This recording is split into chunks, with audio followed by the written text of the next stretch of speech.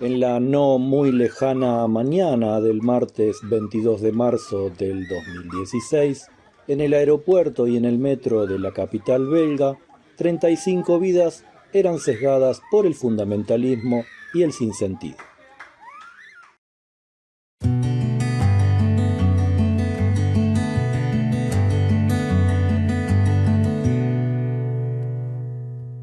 Si le preguntas a un ciudadano bruselense no inmigrante sobre el barrio o la zona más peligrosa de la ciudad, es muy probable que responda Molenbeek. Se trata de un barrio céntrico que alberga a una aplastante mayoría musulmana.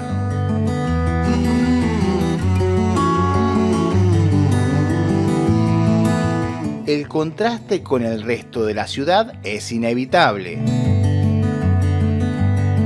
Las miradas y la atmósfera del lugar nos hacen percibir inmediatamente que nos encontramos en un gueto.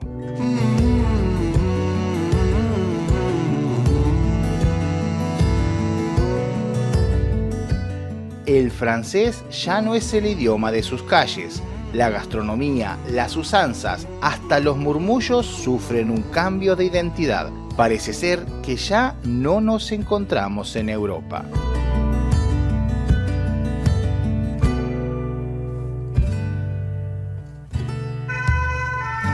Si deambulas prestando una mínima atención, verás que muchos ponen su atención en tu persona. Es constante ver gente observando todo y a todos con extremo detalle. Parece que en Molenbeek nada pasa sin ser advertido.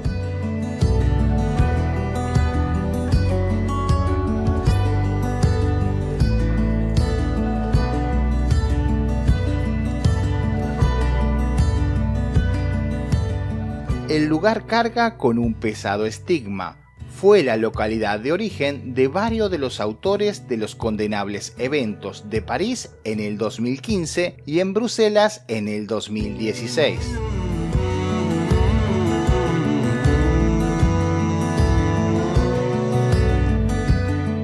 Más allá de la extrema con dramáticas consecuencias concretas, está a nivel doméstico, donde se exige, de alguna manera, limitar e incluso suprimir el estilo de vida local, por el simple hecho de no ser compatible o acompasarse con el foráneo. Es que los supuestos foráneos son tantos que están a un paso de dejar de serlo.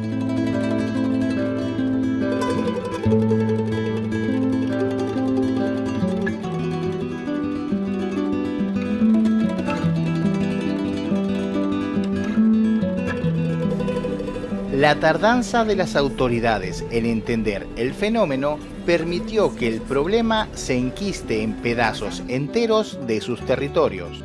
Menospreciaron o minimizaron las consecuencias reales. Hoy la solución sigue siendo igual de obtusa y con dudoso resultado en un futuro cercano, donde todo se resuelve con subsidios, concesiones e inversiones. Pese a todo esto, Molenbeek sigue estancado. Estamos a punto de pasar por la estación de metro en la que el pasado mes tuvo lugar la estación de Malbec. Que piensas que no va a pasar, pero pasa. Y lo sentí porque estaba muy cerca del lugar en que... A diferencia de otros barrios con pesada fama en la Unión Europea, en este no se ven grandes desventajas en lo referente a servicios públicos, calidad de la infraestructura y medios de transporte. Por el contrario, se percibe bien abastecido, pero con un trato no tan adecuado por parte de sus residentes.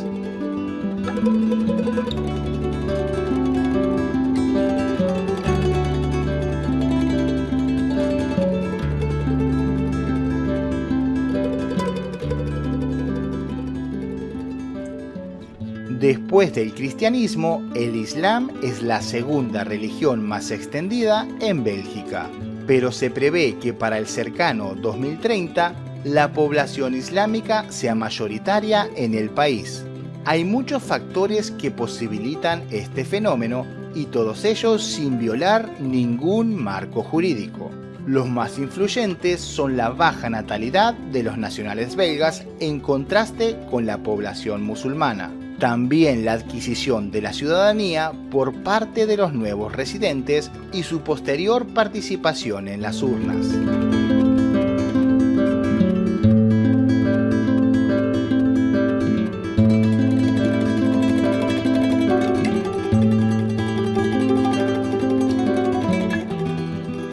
Es inevitable razonar que la masa social crítica musulmana logrará modificar drásticamente la configuración básica de la estructura social.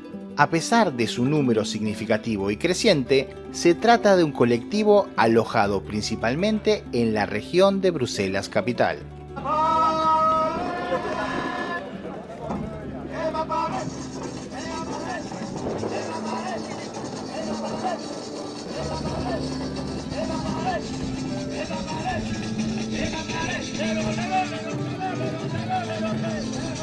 En contraste con todo esto, y mezclado con las mieles de la libertad y lo permisivo, están todos aquellos que desdibujan la realidad, los que prefieren las emancipaciones innecesarias o simplemente no saben qué hacer con la libertad misma.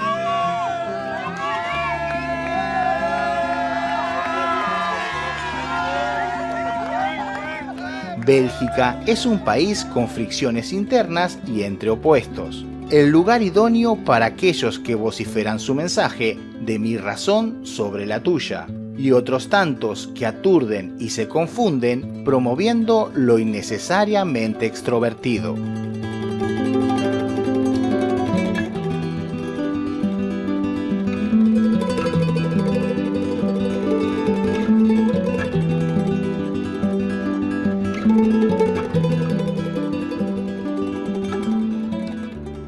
Visto lo visto y en consecuencia de lo lógico, Bruselas puede resultar una ciudad con una pesada y apabullante presencia policial, algo que resulta bastante disonante en la normalidad europea.